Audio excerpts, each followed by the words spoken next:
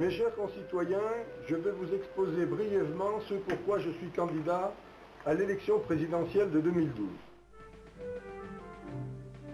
Pendant 30 ans, et avec 6 alternances, droite et gauche ont mené des politiques de réformettes partisanes, très souvent inefficaces, et nous mesurons aujourd'hui l'ampleur de l'échec dans pratiquement tous les domaines. Une dette abyssale, un système éducatif défaillant, un service de santé en crise, une justice lente et arbitraire, des taux de chômage et de délinquance très élevés. Ceci est dû essentiellement au fait que les lois sont votées par des gens qui trop souvent ne vivent que de la politique.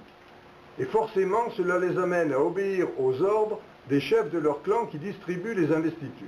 Cette caste de privilégiés, peu nombreuse, cette oligarchie donc, qui est elle-même sous l'emprise des lobbies des grands groupes industriels et financiers, a servi les peuples en faisant inscrire ces dictats dans les lois européennes et nationales.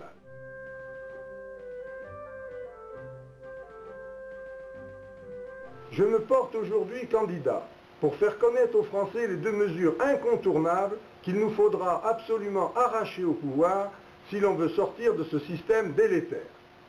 D'abord et surtout, retirer à cette oligarchie aux ordres des marchés le monopole de la loi et accorder aux citoyens d'être également initiateurs en matière de législation.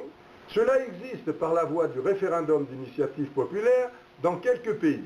Pourquoi pas chez nous? Les peuples qui en disposent en font très bon usage.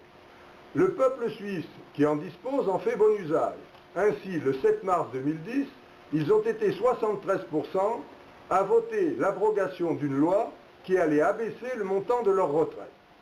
Il nous faut également retirer à l'oligarchie la désignation de tous les prétendus représentants du peuple et accorder à celui-ci le droit de choisir lui-même de véritables représentants. Ce n'est pas une utopie. Cela existe dans 18 des 27 pays de l'Union, mais en France, pas un seul parti ne l'a jamais proposé, sauf évidemment le Rassemblement pour l'initiative citoyenne. N'est-il pas choquant que pour les prochaines législatives, dans 60 circonscriptions, les électeurs socialistes ne puissent pas voter pour un des leurs en raison de magouilles électoralistes entre le PS et les Verts?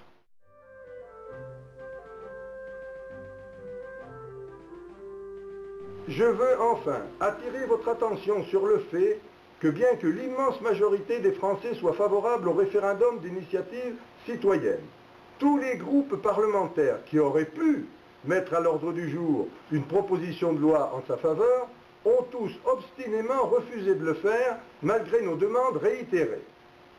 Tous les candidats à l'élection présidentielle qu'ils soutiennent veulent donc continuer à confisquer le pouvoir en vous réduisant au silence pendant 5 ans.